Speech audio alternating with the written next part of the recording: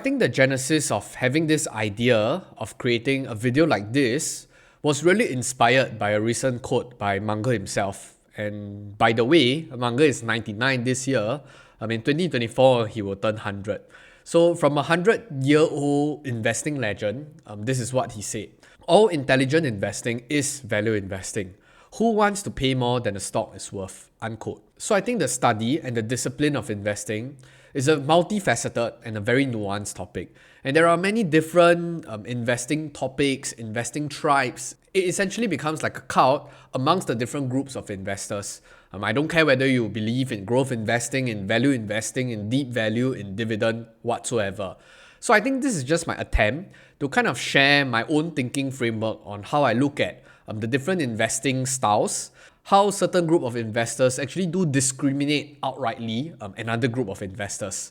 And when you say that I practice a particular style, whether I practice clown investing, no, I mean, when I practice value investing, some other investors don't wish to talk to me because they feel like, oh, it's traditional, it's old-fashioned, it's out of time, and stuff like that. So I think that's generally the vibe that I get. So that's why I kind of wanted to put a full stop to the entire discussion and to share with you my own framework on how I look at it. So I would actually go one step further and to add on to what Munger has to say. Personally, to me at least, I think that all active investing is value investing.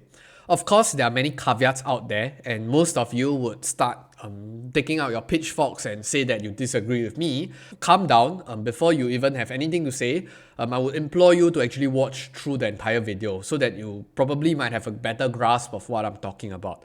But I think, of course, the biggest caveat here that I wish to put forth is I did make a distinction between active versus passive investing because specifically for passive investors, they're just going through the motion, dollar cost averaging into a broad-based index funds. They don't really care about the valuation. They probably don't even know what are the different companies in that particular index itself. And specifically so, for those of you who average into the S&P 500, out of the 500 over companies, I will presume that most of you don't know what is the constituent of this index monster that you're actually accumulating. That's why I cover this particular niche and say that only active investing is value investing. And of course, the second biggest caveat that I have is really the idea of investing. So there is definitely a very significant and stark difference between the definition of speculating and investing. So when you're really talking about investing, it's your good old framework, looking at it from a business owner's perspective, understanding the balance sheet, understanding the economics of the business, holding for the long term, etc., all the good stuff. Particularly so if you do have all the attributes that I talk about, and also if you are actively investing and picking stocks, building your own portfolio of companies, I would think that you actually classify under the umbrella term of value investing. So people keep quoting Buffett saying that, oh, price is what you pay, value is what you get. So personally to me, after doing some thinking, reflection, etc., I think that this quote has a second part to it. And the second part is, value is always in the eyes of the beholder.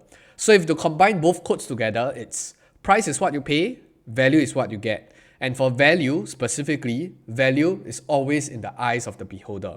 So what do I mean by that? Of course, it's meaning for you to smash the cute little like button in case you have forgotten. Damn, MooMoo outdid themselves again.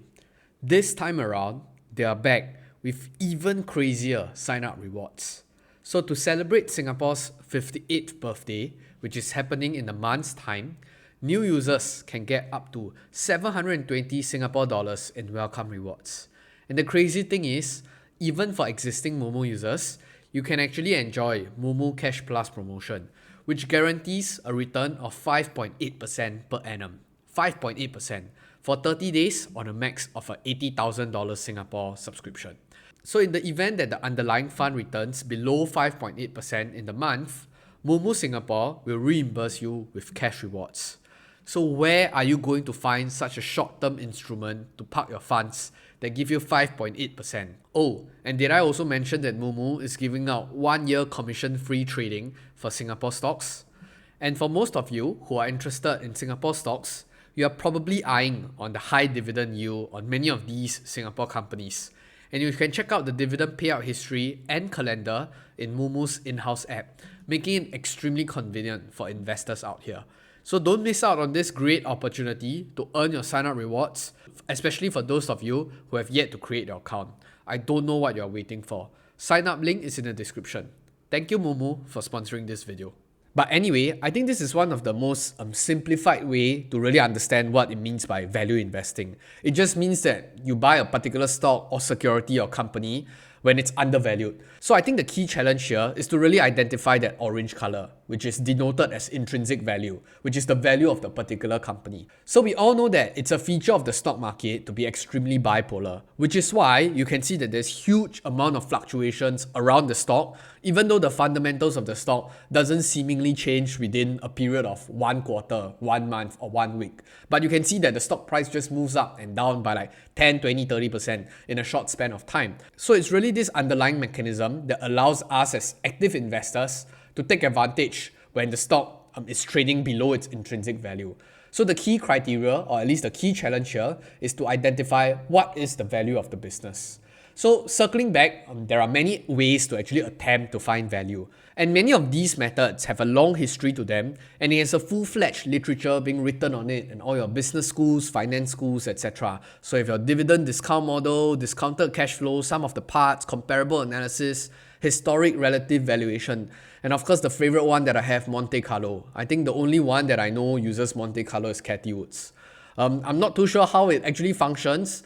It just puts in a whole host of different assumptions and it spits out like 1,000 iterations of how the stock is going to perform, and then it comes out with a standard deviation and all the good stuff and statistics. But I think largely speaking, a DCF model is the most commonly used and widely used ones amongst many fellow investors out there.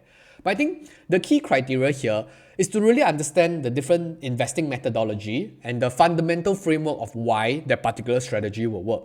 So I think I would just like to adopt something that Professor Damodaran actually talked about, which is the 3 key criteria or the 3 key conditions on why your strategy will work. So first things first, it is to understand what is the market's mistake. Why is the market making this mistake? And how the market is going to correct this mistake. Fundamentally, especially when you are actively investing, you are stock picking. You are telling yourself that, hey, I believe that the market is wrong, probably in the short term, in the long term, whatever the time frame is, it's presenting me this opportunity. That's why I'm allocating my capital. So that is the essence of investing. You want to buy when the market is emotional, when the market is selling it to you cheap. You want to sell when the market is expensive. I think that's a very easy concept to grasp with. But I think the biggest challenge here is really the idea that, hey, the stock market is actually forward-looking in nature. So whatever news that comes out in real time, the stock market is trying to discount that news in real time. Sure, markets can be emotional from time to time, but I think you have to be really arrogant as a retail investor, especially for somebody that doesn't have inside knowledge, that doesn't have the huge flow of information coming to you, and you think that, oh, the market on aggregate is pricing this particular security wrongly. That's why I'm having this advantage over the rest of the markets and I'm picking this particular stock at this time, at this date. So this is just a fact that we have to be comfortable with. But I think ultimately, most strategies actually do work. And we have many great investors before us that have proven that their strategy actually works. So which is why my overarching thesis is all active investing is value investing, which by translation also means that most of you who actively stock pick would think that you are engaging in some sort of intelligent investing. Whether the results show for it or not, that's a different perspective. But I would just like to make this point. So I think I've broken down the 4 most common investing style out here: deep value, operating table value, growth investing, and dividend investing. So likewise, I've benchmarked them onto the 3 conditions that Professor Damodaran has talked about. And let's go through one by one. So firstly, in terms of deep value, we know that it's the Benjamin Graham style, where he really picked companies that are dirt cheap. And there is also a specific name that is tagged to this kind of investing style. It's called cigar butt investing, which is where somebody actually passes the cigarette and throws it onto the ground. And you as a bystander, you might just be going around looking for these cigar butts and hoping to get the last puff. So for this particular investing style, the mistake is essentially market participants being extremely pessimistic. And only because the market participants are so pessimistic that you get such a cheap or such a great deal. Whether they are a value trap or not, that's a separate topic to begin with.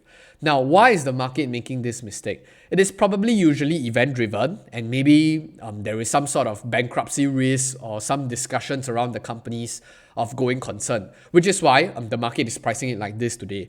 And how would they correct it? Maybe they are liquidated, they are privatized, they issue a special dividend, And that's when investors get excited again.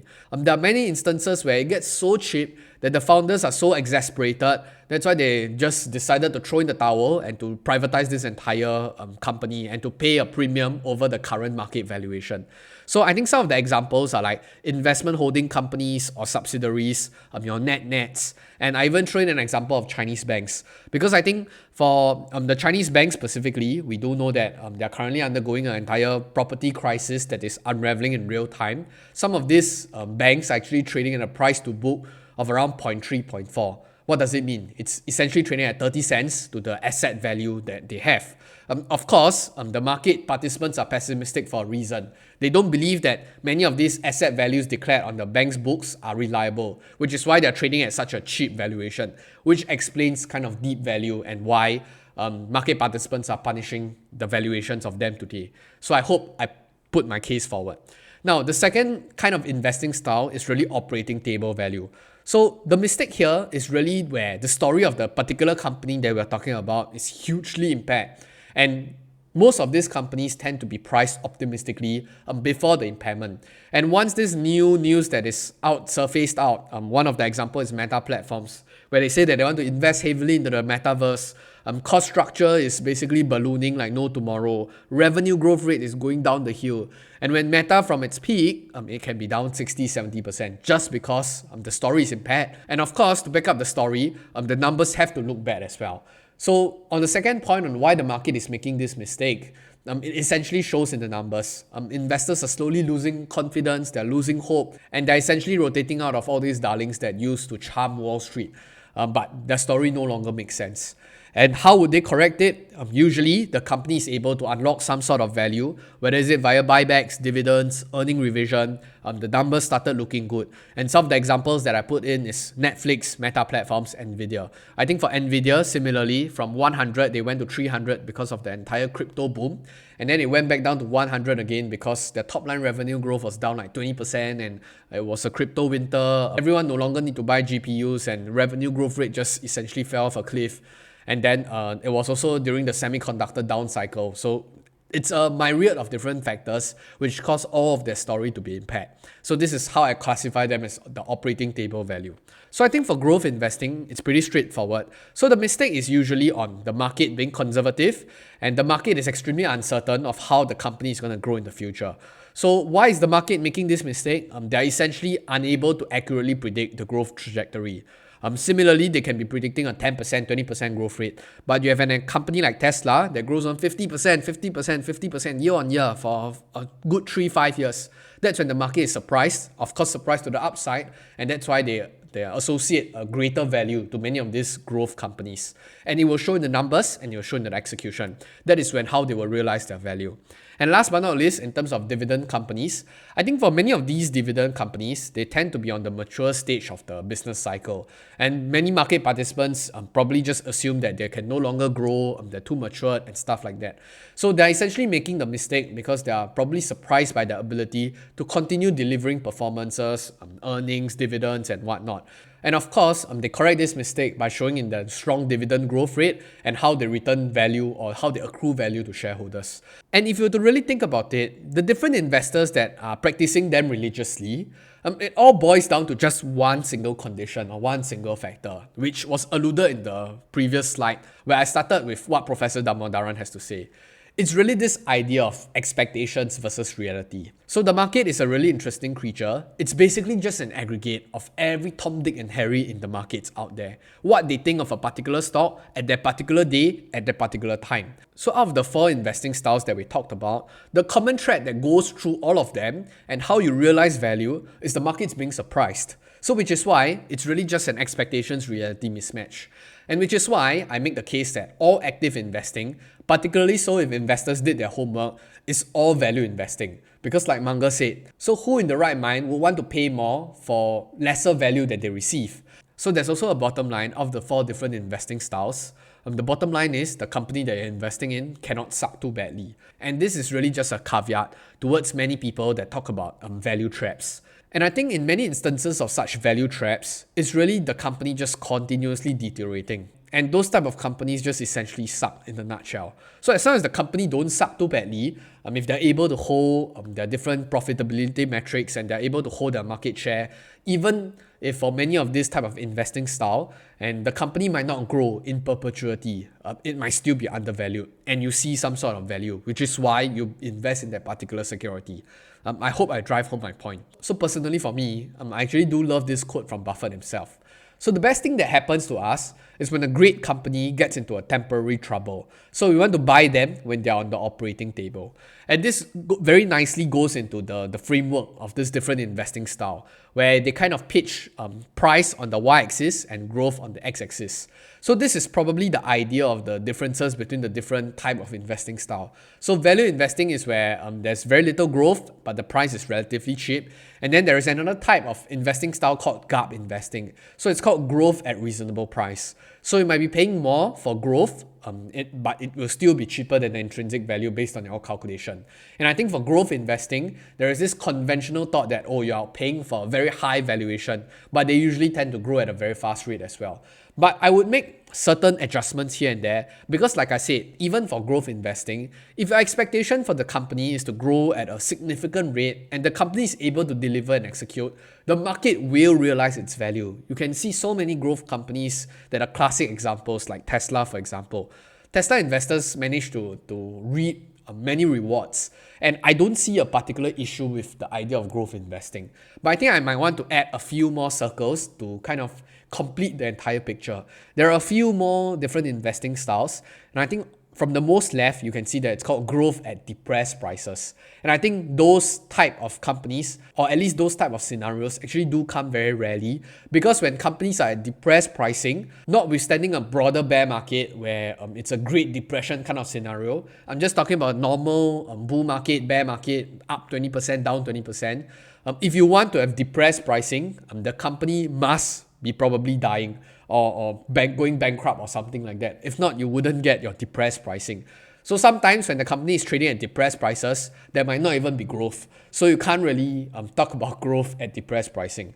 On top of that, there is another level that's called growth at premium prices. You don't mind paying a much higher price for very, very quality companies. I think for many of these companies, the first few ones that come to my mind are companies probably like Microsoft, Apple, where I think many investors know that they are very high quality companies, but you can never get them, or you rarely get them at cheap prices. But I'm not saying that they won't come, because there is definitely a time where Apple also showed slowing growth rates, even negative growth rates. And that was when Buffett actually entered his Apple position. So never say never. And last but not least, that is where I think that's the most dangerous territory to be in, which is growth at any price. They don't mind paying 200 times, 500 times price to free cash flow, because this is the future, bro. I think that's the most dangerous part of investing. But I think other than that, as long as you are practicing prudence, you did your valuation homework, you studied the company, you understand the quality, you understand the economics of the business, the industry, I think all active investing is value investing. So do feel free to leave in the comment section down below whether you agree with my opinion. Of course, I'm ready to get roasted in the comments as always. With that, I'll see you in the next video, but more importantly, I'll see you on the moon. Goodbye!